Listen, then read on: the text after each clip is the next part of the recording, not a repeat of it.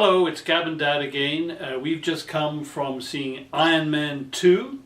And Gabrielle, would you like to explain to our vast viewing audience what Iron Man 2 is? I don't think our vast viewing audience, which is so cinematically smart, needs to be explained to what Iron Man 2 is, but I'll humor you. Yeah, well, give us a brief summary of the plot. First of all, it's the first movie of the 2010 summer season. Yay! That's the most important thing. But it's just the beginning of May. But that's when the summer movie season is considered and when does it to end? start. When does it end?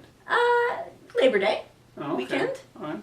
And so this is the first big one that's, kicking it all off. And it's been anticipated since 2008 when Iron Man 1, which was just called Iron Man in 2008, came out and was a big hit, $600 million around the world. Everybody loved it, so this is the second installment. So the Iron Man character was established in the first one, and at the end of the first one, Tony Stark revealed himself as Iron Man, which is kind of unusual for a superhero, his alter ego to be exposed to the public, but it's serving him well because as this one opens up, he's a big star, Tony Stark. Kind of a worldwide celebrity. Yeah, he's a celebrity, playboy, man of the year. Appears before Senate committee. It opens a vast Stark Expo in Queens in the United States, New York. Yeah, so he's loving it. The Worldwide Iron Man celebrity is keeping the peace.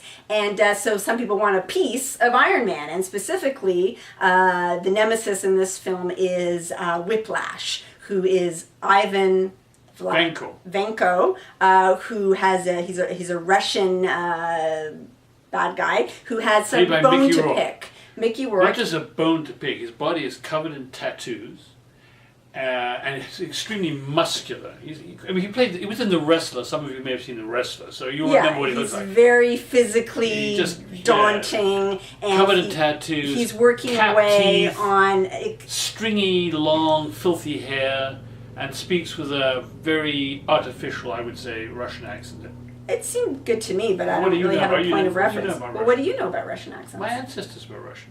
Really? Yeah, which means that yours were too. Well, then I know good Russian accents too, and it was pretty good. I liked it. I bought his villainy, and so we see him always chewing on a toothpick. Yeah, he likes toothpicks, and so maybe it's the caps, the teeth, has something to do with that. He had teeth problems. This is the main bad guy in the movie, and he's building some sort of... No, he's not the main bad guy. The main bad guy is played by Sam... Rockwell. There's two different kinds of bad guys. He is not a superhero bad guy.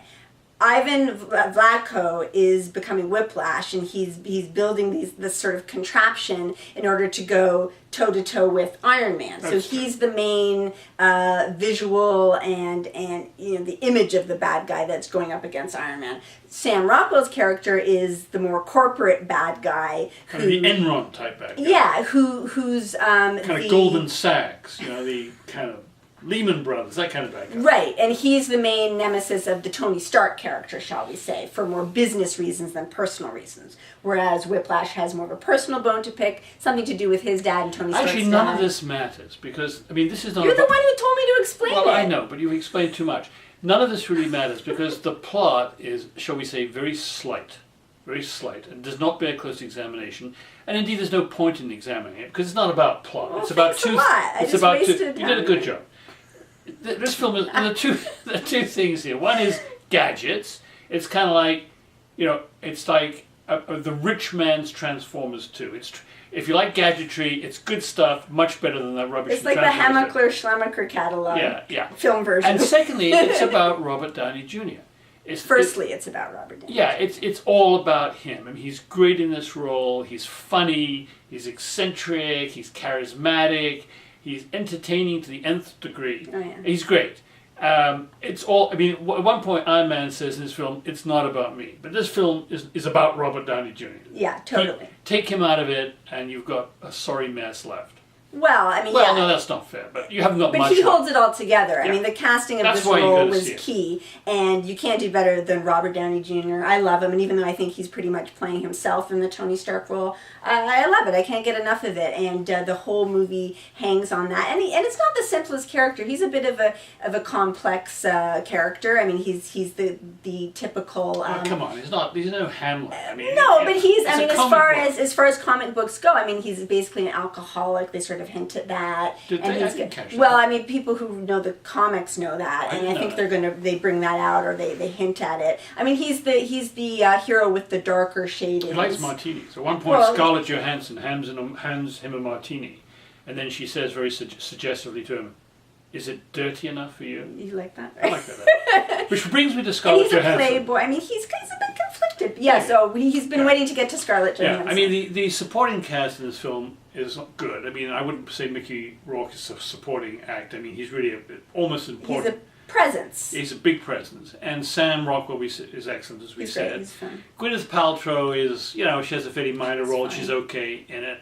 And then that brings me to Scarlett Johansson, her presence in this film is totally mysterious. Certainly from the point of view of plot and character. It's not clear why she's in this film, what the role of her character is, but it's Scarlett Johansson. And in a black catsuit. In a black jumpsuit, and it's very entertaining as such. And there's one wonderful scene when she's changing into her black jumpsuit in the back of a limousine. And it's not special effects. And it's not special effects, and the film is worth, in my opinion, going to see just for that. Forget Robert Downey Jr., forget Iron Man, just remember Scarlett Johansson changing the back of the limo. For a certain part She's of our not a very audience. good actress, by the way. I know, that character she has other redeeming was qualities. unnecessary. The only point I can see is that they're setting up for future installments. Yeah. Do you ever get the impression, Gabrielle, in these films, that the purpose of each film is to prepare you for the next one? I don't get the impression. I believe it to be a fact. And if that's so, I mean, where does it end? It's like some kind of infinite regression with every film preparing you for the next one.